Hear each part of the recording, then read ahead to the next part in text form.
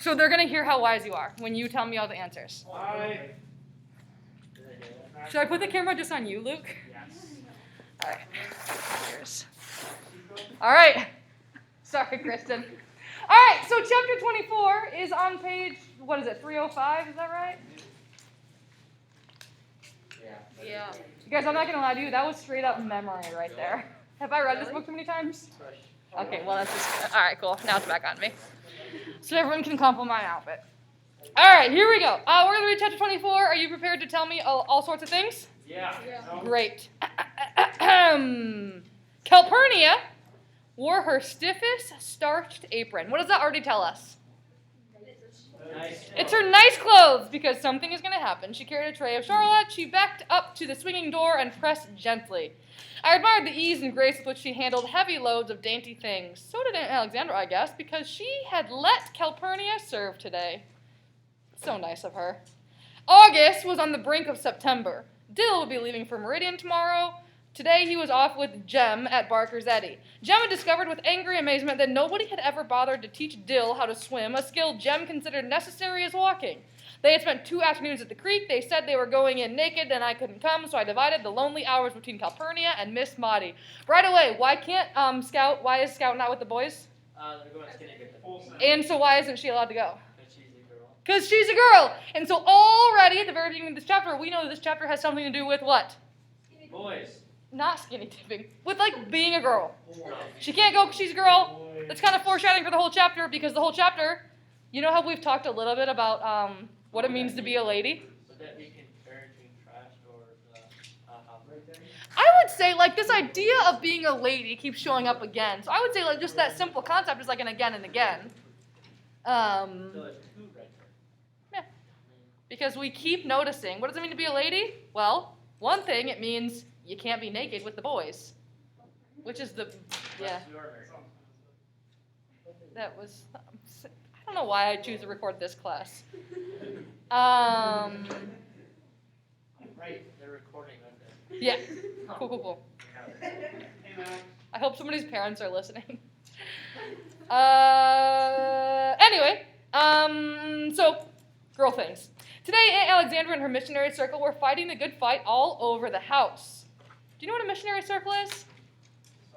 Missionaries going to the circle of pray. It sounds like a circle of missionaries. Are the ladies who live in Macomb County, are they actual missionaries? No, what would you guess they've gathered to talk about, though? Gossip. Why do you guess gossip? Why do you say gossip? Oh man, this is a tough question. Okay, because it's St. Alexandra. Yeah, they all kind of are. So actually, you're absolutely right. And in a second, they're going to be real gossipy. Would you say that's normal for church ladies who gather to, like, talk about missionary things? Would you say it's normal for that to turn into, like, gossip? Lauren says yes? Which is, like, a huge bummer, actually. Okay, so, like, I don't even need to explain this. That's where this chapter is going. It's socializing. Okay, but it's socializing under the guise of talking about, like, missionary work. Guess who Harper Lee is kind of, like, poking at in this chapter? Who's she trying to, like, make fun of a little bit? Who's she trying to make us think about? Missionary circles, church ladies. The whole chapter is basically going to be about church ladies. Guys, this is going to be good. From the kitchen, I heard Mrs. Grace Merriweather giving a report in the living room on the squalid lives of the Maroonahs. It sounded like to me. That's a group of people who will learn more about them. That's who they feel really, really bad for. That's who they think need missionaries. We'll talk more about that in a second. They put the women out in huts when their time came. Whatever that was. Who wants to explain what that was? When do they put women out in huts? When their time came. What's their time, Luke? I'm not a girl. Ladies, who wants to tackle this one? Oh! Yes! What is it, Luke? Tell us! Actually, I don't know. I know what it is now, though. Do you? Oh, good gosh. Maybe.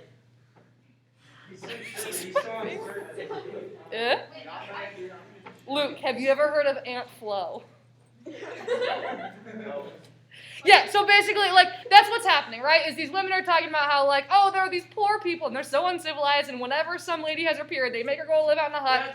That's what it is, yeah. Does Scout understand that? Scout has no idea. Like, she has no idea what they're talking about. So again, is Scout going to understand most things in this chapter? No. So we know that everything's happening over Scout's head, and so everything's about, okay, whatever. We're not going to stop that much, but here we go. They had no sense of family. I knew that a distressed auntie. They subjected children to terrible ordeals when they were 13. They were crawling with yaws and earworms. They chewed up and spat out the bark of a tree into a communal pot, and men got drunk on it. So again, remember, this is a group of people who these ladies have gathered to like talk about because they feel so bad for them because their lives are so terrible. Okay? That's why these women have gathered. Immediately thereafter, the ladies adjourned for refreshments. I didn't know whether to go into the dining room or stay out. Aunt Alexandra told me to join them for refreshments. It was not necessary that I attend the business part of this meeting. She said it'd bore me. I was wearing my pink Sunday dress, shoes, and a petticoat, and reflected that if I spilled anything, Calpurnia would have to wash my dress again for tomorrow. That's actually new for Scout. What's she doing right there? She's wearing a dress, but two, thinking of Calpurnia. She's like, wow, if I get dirty, Calpurnia's going to have to clean that. That's like, maybe she's growing? Oh, that's a I would say it's a contrast. That's new for her, right? Like, she never does that. This has been a busy day for her. I decided to stay out. Can I help you, Cal? I asked, wishing to be of some service. Calpurnia paused in the doorway. You be as still as a mouse in that corner, she said, and you can help me load the trays when I come back. The gentle hum of ladies' voices grew louder as she opened the door. Why, Alexandra, I never saw such a child. Lush, lovely. I never can get my crust like this. Never can. Who'd have thought a little duper tarts? Calpurnia? Who'd have thought of anybody tell you that the preacher's wife? No, well, she is, and that other one not walking yet. What are they doing already, Lauren? Gossip. They are gossiping. Why did they gather together? Gossip. I mean, yeah, what's their, like, they say they gathered because why? What are they supposed to be talking about? Missionary work. And yet, pretty quickly, they're gossiping. What's up? What is Charlotte? It's a, like a baked, it's like a good, yeah, it's like a tart or like one of those, I don't know, it's baked and there's like some fruit in the middle and then it's like a, it's a snack. It's a snack. They became quiet and I knew that all had been served. Calpurnia returned and put my mother's heavy silver pitcher on a tray. This coffee's pitcher's a curiosity, she murmured. They don't make them these days. Can I carry it in? If you be careful and don't drop it. Set it down by the end of the table by Miss Alexandra. Down there by the cups and things. She's going to pour. I tried pressing my behind against the door as Calpurnia had done, but the door didn't budge. Grinning, she held it open for me. Careful now, it's heavy. Don't look at it and you won't spill it. My journey was successful. Aunt Alexandra smiled brilliantly. Stay with us, Jean Louise, she said. This was a part of her campaign to teach me how to be a lady. It was customary for every circle hostess to invite her neighbors in for refreshments, be they Baptists or Presbyterians, which accounted for the presence of Miss Rachel, sober as a judge, Miss Maudie, and Miss Stephanie Crawford. Rather nervous, I took a seat beside Miss Maudie and wondered why the ladies put their hats to go across the street. Ladies in bunches always filled me with vague apprehension and a firm desire to be elsewhere, but this feeling was what Aunt Alexandra called being spoiled. Okay, let's just talk about, do you identify with Scout a little bit? Ladies in bunches? Serious question. What's scarier to approach, a group of dudes or a group of girls? Girls. All Dude. Why? Just cause they're girls. If they're in a group, they can destroy. No, the boys can destroy you too, but you know the boys actually Don't finish that, Riley. Yeah. Okay, but here's my actual point about this. Boys, thinking of no one in particular, will just like say that dumb, maybe offensive thing that's on the tip of their tongue, right? They'll just say it. Okay. And then they will laugh openly at one another. Why might girls be scarier though? Because they're judgmental. Because they're judgmental. Are they honest about being judgmental though? No. I don't think so. I don't know. Church ladies especially, like they're scary, right? Like it's like a subtle thing, right? So like I actually get what Scout's saying here where she's like, she's terrified of this group of ladies because, I don't know. So here's another example. I teach freshmen and like almost every single year, the freshman boys all get along and the freshman girls take a year and a half to introduce one another to each other. Am I wrong? I mean, but like, you know what I mean? And like, that's not like a judgment. That is like, I'm exactly the same way. Like, it's this group of girls, and then there's just the boys. For better, but here, let me just go ahead and say, that's beautiful, but also, like, the more boys you add, the lower the IQ gets. Am I wrong about that? So, like, you know, there's pluses and minuses both ways. But, like, so Scout, who's from, like, she's been spending... Scout has been spending her whole life playing with boys. That's what she's used to. She's terrified of these church ladies. Do we think that she's, like, is that okay that she's terrified? Yeah. I would be. I think, like, groups of women are really, really scary. What if you're in the group? Still! That's even worse, because then you're like, I think you're my friends, but what are you saying behind my back? Gossip girls. Boys just don't care. Boys just don't care. And, like, there are obviously, and again, everything's a joke, for better or for worse, whatever. And, like, not all girls have that. Some girls are excellent friends, but, like, I don't know, being a girl kind of sucks. Am I wrong, ladies? I don't know. And, whatever. It is the best. Girls are overall more mature, but they're also, like, subtle. Riley, stop talking. Oh, Riley. Yeah, right. You're probably not the one that should be. Hey, you should see me at home though. I'm so mature. Compared to your Yeah. family. Dude, well, it's depending at school or at home. Anyway, so I just kind of want to set up to say, Scout is afraid of the subtleness of women, and that's exactly what's going to be happening in this whole chapter. Great. The ladies were over on 307. The ladies were cool in fragile pastel prints. Most of them were heavily powdered but unrouged. The only lipstick in the room was Tangy Natural. Cutex Natural sparkled on their fingernails, but some of the younger ladies wore rose. They smelled heavenly. I sat quietly, having conquered my hands by tightly gripping the arms of the chair, and waited for someone to speak to me. Step 1, what does it mean to be a woman? According to that paragraph right there, you need to do what? Smell good. Look good, smell good. That's the number 1. That's what you need to be a lady. Miss Maudie's gold bridge work twinkled. You're mighty dressed up, Miss Jean Louise, she said. Where are your breeches today? Under my dress. I hadn't meant to be funny. You think it was a joke? That was not a joke. Spoiler alert, she's actually wearing pants under her dress. I hadn't meant to be funny, but the ladies laughed. My cheeks grew hot as I realized my mistake, but Miss Maudie looked gravely down at me. She never laughed at me unless I meant to be funny. I love Miss Maudie. In the sudden silence that followed, Miss Stephanie Crawford crawled across the room. What you gonna be when you grow up, Jean Louise? A lawyer? No, ma'am, I hadn't thought about it, I answered, grateful that Miss Stephanie was kind enough to change the subject. Hurriedly, I began choosing my vocation. Nurse? Aviator? Well, why, shoot, I thought you wanted to be a lawyer. You've already commenced going to court. Did Stephanie Crawford ask Scout that question because she was trying to be kind? Why did she ask her that question? Because what does she want to talk about? Her seeing her in court. Seeing her in court and the court case and the fact that it's inappropriate that Scout was there. So, like, already, like, 2 seconds in, we already have a lady being, like, sneaky and, like, what do you want to be when you grow up? What she actually means is, let's talk about this court case because I have some gossip I want to share about it. Oh, heck yeah. Oh, heck yeah, way to go. The ladies laughed again. That Stephanie's a card, somebody said. Miss Stephanie was encouraged to pursue the subject. Don't you want to grow up to be a lawyer?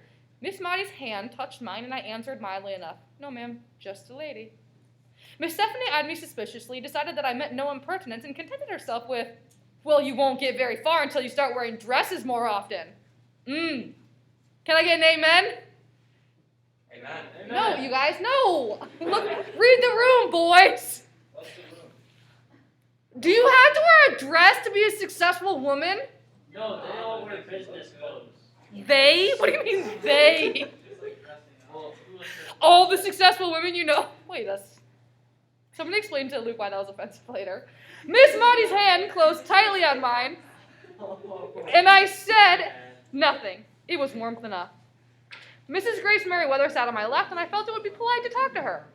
Mr. Merriweather, a faithful Methodist under duress, apparently saw nothing personal in singing Amazing Grace, how sweet the sound that saved a wretch like me. It was the general opinion of Maycomb, however, that Mrs. Merriweather had sobered him up and made a reasonably useful citizen of him. For certainly Mrs. Merriweather was the most devout lady in Maycomb. I searched for a topic of interest to her. What did you all study this afternoon, I asked. Oh, child, those poor Maroonahs, she said. Again, group of people, they live in Africa, they're talking more about them. She said, whatever, yes. And was off. Yes. Few other questions would be necessary. Mrs. Merriweather's large brown eyes always filled with tears when she considered the oppressed. Living in that jungle with nobody but J. Grimes Everett, she said. Not a white person will go near them, but that saintly J. Grimes Everett. Mrs. Merriweather played her voice like an organ. Every word she said received its full measure. The poverty, the darkness, the immorality. Nobody but J. Grimes Everett knows. You know, when the church gave me that trip to the campgrounds, J. Grimes Everett said to me, was he there, ma'am? I thought, home on leave. J. Grimes Everett said to me, he said, Mrs. Merriweather, you have no conception of what we are fighting over there. That's what he said to me. Yes, ma'am. I said to him, Mr. Everett, I said, the ladies of the Macomb, Alabama Methodist Episcopal Church South are behind you 100%. That's what I said to him. And you know, right then and there, I made a pledge in my heart. I said to myself, when I go home, I'm going to give a course on the Marooners and bring J. Grimes Everett's message to Macomb, and that's just what I'm doing. Who is this J. Grimes Everett person? A missionary. He's a missionary. So they've gathered to talk about the good work that he's doing with these people that Scout doesn't really understand who live in Africa. Yes, ma'am. When Mrs. Merriweather shook her head, her black curls jiggled. Jean Louise, she said, you are a fortunate girl. You live in a Christian home with Christian folks in a Christian town. Out there in J. Grimes Everett's land, there's nothing but sin and squalor. Let's talk about the out there for a second. Why is she so impressed with J. Grimes Everett? What is he doing that she is so in love with?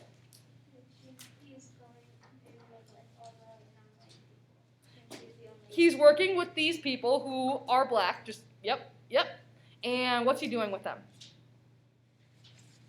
Like, what does a missionary do? Talk about. Get there? Yes. Yeah, fantastic, cool. So he's like living with these people. He is sharing the gospel with them. She is so impressed because he goes out of his way to like show the love of Jesus to people. She says, out there in J. Grimes Everett's land, there's nothing but sin and squalor. It is so sad how those poor people in Africa have nothing. Thank God there's a white man like J. Grimes Everett who can interact with them. Why is this maybe an ironic thing for her to talk to me, Luke? Because maybe she didn't like African. Because what is literally happening in her town right this second? Oh, yeah, get there. Yep. The African-American man is being accused of rape. Yep, and is there anyone in this town who thinks that he did it? Everyone. I mean, like, do they actually, though? Like, all the evidence is pretty clear. We can read it pretty clearly and say, like, he didn't do it. And yet, is he found guilty? Yeah.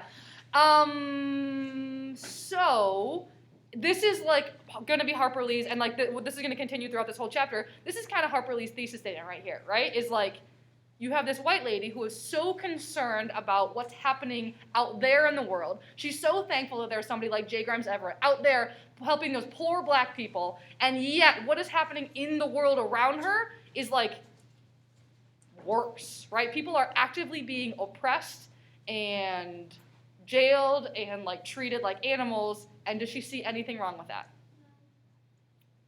So we're going to track that. This is going to be a big deal for this whole chapter. Yes, ma'am. Sin and squalor. What was that, Gertrude? Mrs. Merriweather turned on her chime for the lady sitting beside her. Oh, that. Well, I always say, forgive and forget, forgive and forget. Thing that church ought to do is help her lead a Christian life for those children from here on out. Some of the men ought to go out there and tell that preacher to encourage her. Excuse me, Mrs. Merriweather, I interrupted. Are you talking about Mayella Ewell? No, child. That darkie's wife. Do we have any problems? We should have some problems. Yeah. Tom's wife. Tom, does she know Tom's last name? So again, here she is preaching forever about like, oh, those poor people in Africa need someone to love them. And immediately, this is how she talks about the people in her own community. Robinson, ma'am. Mrs. Merriweather turned back to her neighbor. There's one thing I truly believe, Gertrude, she continued, but some people just don't see it my way. If we just let them know we forgive them, that we've forgotten it, this whole thing will blow over. Mrs. Merriweather, I interrupted once more. What'll blow over? Again, she turned to me. Mrs. Merriweather was one of those childless adults who finds it necessary to assume a different tone of voice when speaking to children. Nothing, Jean Louise, she said in stately Largo. The cooks and field hands are just dissatisfied, but They're settling down now. They grumbled all next day after that trial. Why were they dissatisfied? One, cooks and field hands, guess what color their skin is? Black. Why are all the African American people super, super angry the day after the trial? Because he lost. Because should he have lost? Absolutely not. So they had the audacity to call out, this is wrong, he clearly did not do that, this is a racist system, and her problem is, well, they were dissatisfied. We need them to stop being dissatisfied. This next paragraph is important. I'm going to make you talk about it with the person next to you, so listen well to this. Mrs. Merriweather faced Mrs. Farrow. Gertrude, I tell you, there's nothing more distracting than a sulky darky. Their mouths go down to here. Just ruins your day to have one of them in the kitchen. You know what I said to my Sophie, Gertrude? I said, Sophie, you simply are not being a Christian today. Jesus Christ never went around grumbling and complaining, and you know, it did her good. She took her eyes off that floor and said, no, ma'am, Miss Merriweather, Jesus never went around grumbling. I tell you, Gertrude, you never ought to let an opportunity go by to witness for the Lord. This paragraph makes me feel some things, and I think it is one of the most pointed paragraphs in the entire book. Turn to the person next to you, and there are like 9 things you could point out. Why is Miss Wimmer so angry about this paragraph? Go.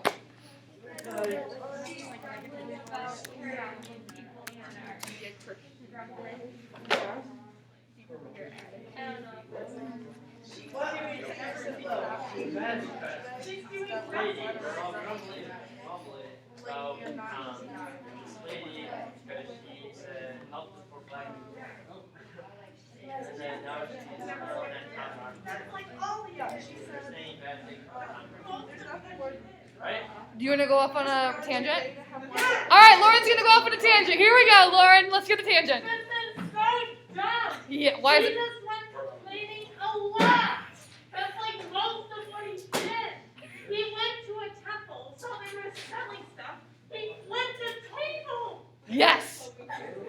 And what kind of stuff would Jesus have cared about, Lauren? What kind of stuff did Jesus care about? Like sinners. Like sinner? And tell me, Ashley. The minority. People who are not seen. Like people of color, widows, orphans, that group. And Mrs. Merriweather's big argument here is what? What would Jesus do? He wouldn't grumble. Jesus wouldn't grumble. What are these people grumbling about, though? They're the person in their community was just wrongly convicted of rape. Like, And they're like, no, that's wrong. And then these white people are like, you know, it ruins the day to have a black person in the kitchen. I'm a Christian. You should be more Christian. yeah! I mean, that's what they're saying, like, oh, hey, black people, you just need to, like, smile because it's not so bad because Jesus wouldn't grumble and complain. These people are saying there is a lack of justice in our world, right? If a black man who clearly did not commit a crime can still be convicted of this crime, that is a lack of justice. Do you guys think that Jesus cared about justice? I would argue, like, pretty obviously that yes, he would. And yet, these white Christian people who, like, gather in their really fancy outfits in order to talk about the gospel and, like, learn lessons and do their little Bible study are saying, well, I just don't think it's okay that people are complaining. Like, what Jesus would want us to do is, like, put a brave face on and smile. That is the most West Michigan 2020 paragraph in the entire book. Tell me, Megan. I also noticed that they're like, she's complaining and grumbling about people complaining and grumbling. Well, it's okay though because she's doing it in that backhanded Christian way, you know, where she's like sharing this. It's like, okay, I hope I can say this. It's like when prayer requests turn into like gossipy things, like, and maybe you haven't experienced this. I hope that you haven't experienced, but it's like hey guys, I just really think that we should pray for Megan because Megan's just been making some really bad choices lately, and I'm just really concerned about the fact that she cheated on a test yesterday, right? No, she did not. I'm making that up, right? But like, so that's what she's doing, where she's sharing the story to be like, she's saying again, I want to tell you this story because I want to, like, this is an opportunity where I could witness the gospel, and yet what's actually happening is she's just grumbling. Like, she's, again, like, it's the good old Christian facade. That's a really good observation. I'm sorry that I then turned you into my example. No, it's okay. Megan did not cheat on anything. Tell me. Why is it like a West Michigan? I think that, and like that's a really good question. Maybe it's not just West Michigan. I think that we in West Michigan have a culture of like saying that everything's okay when it's not, right? But the West Michigan nice, and it's not only West Michigan. And like, please know that this is not me like pointing a finger. If anything, like I'm pointing a finger at myself. But I think that's a hard thing. Like, it's hard to be authentic and real. But what these ladies are literally saying is like, hey, don't be authentic and real about this like lack of justice. You just need to smile. Yeah. Thank you for asking that question. Tell me. So isn't Calpurnia there with them? Yes. And then she says it ruins your day to have one of them in your kitchen, and she's there. Yes. Yes. Yes, she sure is. So again, it just shows like these ladies, just like everyone else in this book, have a huge blind spot. Like a blind spot that's so big that they don't even realize that Calpurnia is in that room right now. Oh! I wonder what Calpurnia is thinking. Man, what people. Like, I don't know if I want to know what Calpurnia is thinking. Oh, thank you. Anyway, okay, so here's the deal. We're gonna read a little bit more, but there's only 2 minutes left, and so I don't want to like start us down another track, and then I would rather actually just end a little before I meant to. So here are a couple of things that you need to know. One, we're gonna finish the book by next week Monday. So you have a week. I do want to finish. I'm gonna finish reading chapter 24 to you.